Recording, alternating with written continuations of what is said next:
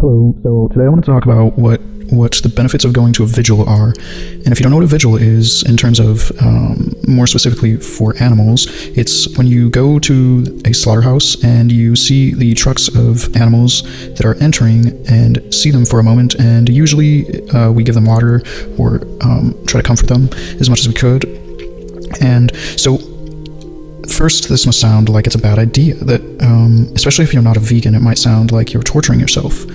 And that's where it gets kind of interesting, because there's a lot of stuff that we know about this kind of idea. Take a look at what happens if someone takes something that's overly comforting into their life. So, for example, people that do opium will tend to get overly sensitive. It is a painkiller, and what we find is actually that people will become more sensitive to suffering by ingesting these chemicals. And on the contrary, there's other substances that do the exact opposite of what painkillers do, and people with chronic pain conditions actually take these to their benefit, where after they get used to the drug, they actually feel much better in general because they've gained a tolerance for the suffering. And I think that this kind of thing applies to confronting these animals as well, because you tend to realize that they're about to die, and you see them in a much more human way when you're confronting them here. They usually sit in trucks for long periods of time. You can see the exhaustion on their face, and there's a lot of elements that are pretty obvious when you look into the animal's eyes. You can tell if they're more cautious or afraid of people. Some of them aren't. Some of them share with each other and take turns drinking the water that we give them. They'll actually stop drinking and allow another pig, and then stop again and let the other pig go again.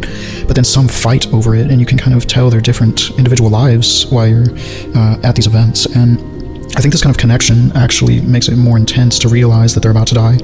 And this might sound bad, but again, that's why I think there's a benefit to exposing yourself to these things. Like, first off, these things are happening whether you look at them or not, and to not look at them, I think neglects a very important truth.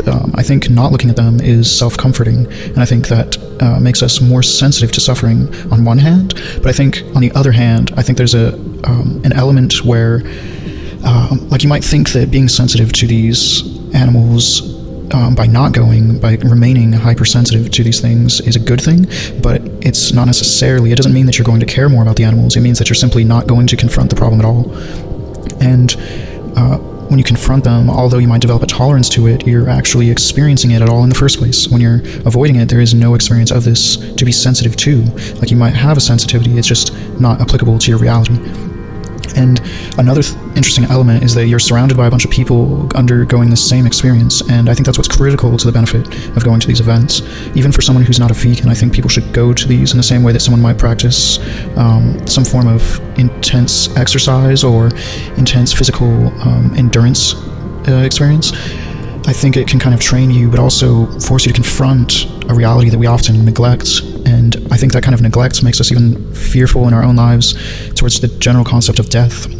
And I think it makes us more selfish in some sense too. But when we are at these events surrounded by other people, it's an interesting kind of bonding experience, because everyone is in this kind of vulnerable state. When we're at these events, it's not like everyone's crying. Some people are crying, but the people are joking, people are laughing. There's a lot of empathic vibes at these events, and I think that it's a very unique type of bonding because of the vulnerability, but also because of most of the events that we bond. Like, if we go drink alcohol, that's a substance that numbs us, and we don't even, it's like we become more shallow and relate to each other on more shallow perspectives. And it's also a euphoric experience, which doesn't really have any element of vulnerability. And in fact, it kind of, with the numbness, it kind of reduces vulnerability. But I mean, people will open up probably, but I think, I'm not going to go into that. So, but another thing I wanted to talk about is that when we go to these events, when I first went vegan, I didn't do it for the animals, actually. I did it for the environmental reasons, because I thought that if we're harming the environment, it's essentially that, like, especially for pleasurable foods, we're essentially giving ourselves pleasure and taking away what our children will have. We're reducing the lives of our children for our own sake. And I don't think we should look at ourselves as more special than future generations of humans. And I think it's also that it impacts much more people. Like, my choice to eat is impacting people in the long term, a lot of people, pretty much everybody.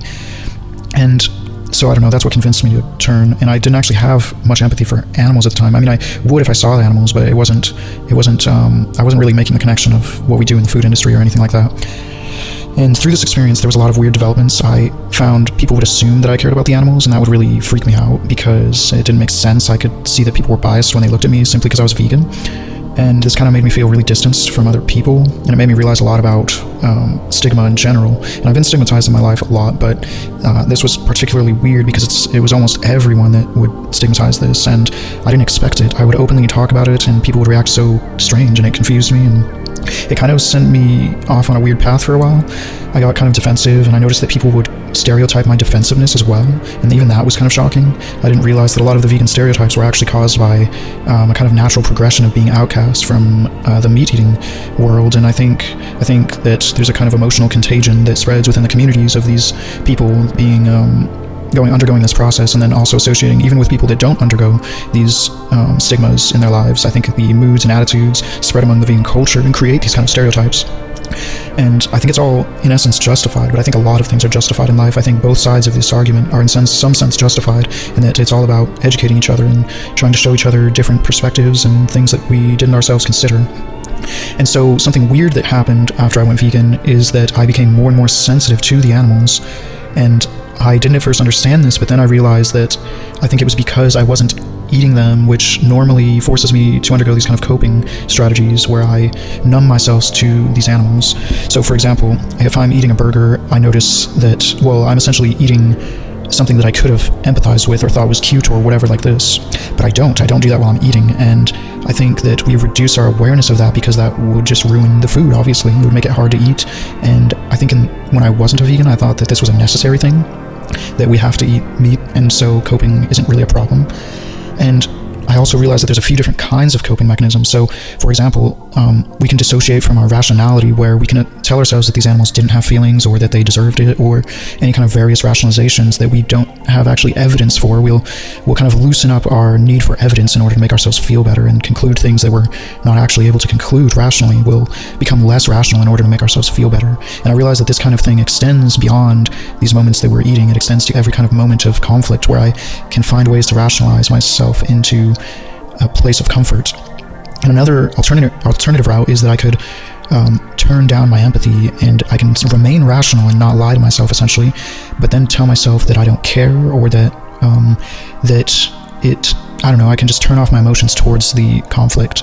And I realized that alternative route leads to a lot of problems. Like, I can look at humans less empathetically and reduce my concern for even people and just anything that's causing emotional problems. Like any person that's suffering, I can kind of shut that out even. And so for a while, I was getting more and more sensitive, and then I started getting a little bit bothered by the fact that no one else was getting sensitive, and it kind of made me feel weird. But eventually I started going to the vigils, and then I actually stopped experiencing that. And that might be bad, I'm not sure. I think it makes me live more comfortably and functionally, and it actually helps me to talk to people who are non-vegan without becoming over-emotional. And I think that just having that experience, that phase in life that made me realize all these things, was enough. I don't think I necessarily have to remain in that sensitive space, because it can cause me to become overreactive and other things like that, which might be a problem. But it made me realize how much this lack of sensitivity can kind of decrease our cognition even. It's like I started developing a more kind of holistic worldview where everything is more interconnected. I realized there isn't this disconnect from logic and emotion that most people will look at, that everything is kind of interconnected. Like, it's not necessarily that logic and emotion overlap, but like to make a rational decision is still an emotional decision, because to make a decision at all is not based on like necessarily some logical outcome or something. It's more that I care about something in a certain way, which is an emotion, and I can find the most logical path to resolve that emotional problem or desire. And so that is all for now. I think I'm going to link a podcast, a 30-minute podcast episode where I go into depth about this topic, and I hope this was kind of interesting. And again, I want to reiterate, I think that this sensitivity route in life can really make you much more aware about the nuances and different things going on in life, and how much that we choose to neglect things. We neglect third world problems, we neglect everything that isn't in our immediate scope of existence, and usually favor a kind of instant gratification lifestyle where we kind of reward ourselves to numb out the problems that we see in the world. And I think that actually is what generates most of the problems that we deal with, like wars and all these different things. I think the core problems of disagreement that we have would still exist, but our ability to deal with these problems with violence so easily would not exist. I think that changing our perspective in these ways can really benefit society in a more generalized way, not just veganism for the animals, but it's something that extends to everything, all life. And so that's it for today. Thank you for listening, and goodbye.